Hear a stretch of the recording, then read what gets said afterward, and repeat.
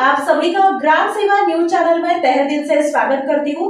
ग्राम सेवा news channel Maharashtra में Bhiwandi, Shirdi, Surat, Nashik, Solapur, Bangalore in सभी शहरों में गुजराती के साथ साथ मराठी, तेलुगु और हिंदी माध्यम के द्वारा प्रसिद्ध हुए।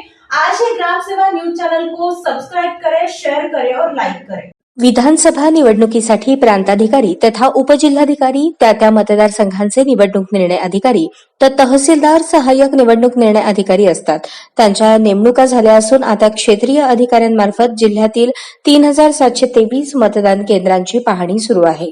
26 नोव्हेंबर पूर्वी विधानसभेची निवडणूक होऊन सरकार अस्तित्वात येणे आवश्यक आहे. त्यामुळे अर्ज भरण्यापासून मतमोजणीपर्यंतचा 30 दिवसांचा निवडणूक प्रोग्राम असू शकतो, अशी माहिती अधिकाऱ्यांनी दिली.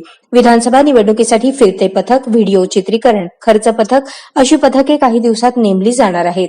विविध पथकांमध्ये काम करणाऱ्या अधिकाऱ्यांचे प्रशिक्षण यापूर्वीच पार पडले आहे. निवडणूक जाहीर झाल्यानंतर इलेक्शन ड्युटीसाठी नियुक्त 22,000 कर्मचाऱ्यांचे 3 टप्प्यात प्रशिक्षण होईल. सध्या मतदारांना ईव्हीएमवर कशा पद्धतीने मतदान करावे लागते याबद्दल माहिती दिली जात आहे. त्यासाठी प्रत्येक विधानसभा मतदारसंघात 2 वाहने देऊन त्यांच्या माध्यमातून जनजागृती सुरू आहे. 9 ऑक्टोबर पर्यंत ही वाहने जिल्ह्यातील प्रत्येक गावात जाणार आहेत. दरम्यान विधानसभा निवडणुकीत उमेदवाराला 40 लाख रुपयांच्या खर्चाची मर्यादा असणार आहे. अंदाजे 12 ते 15 ऑक्टोबर दरम्यान आचारसंहिता लागू शकते असा अंदाज अधिकाऱ्यांनी वर्तवला आहे. कारण त्या दृष्टीने सध्याची तयारी असल्याचेही ते म्हणाले. विधानसभा निवडणुकीच्या दृष्टीने वरिष्ठ अधिकाऱ्यांचे प्रशिक्षण पार पडले आहे.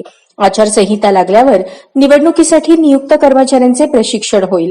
साधारणतः अर्ज भरण्यापासून मतमोजणीपर्यंत 30 दिवसांचा प्रोग्राम असतो.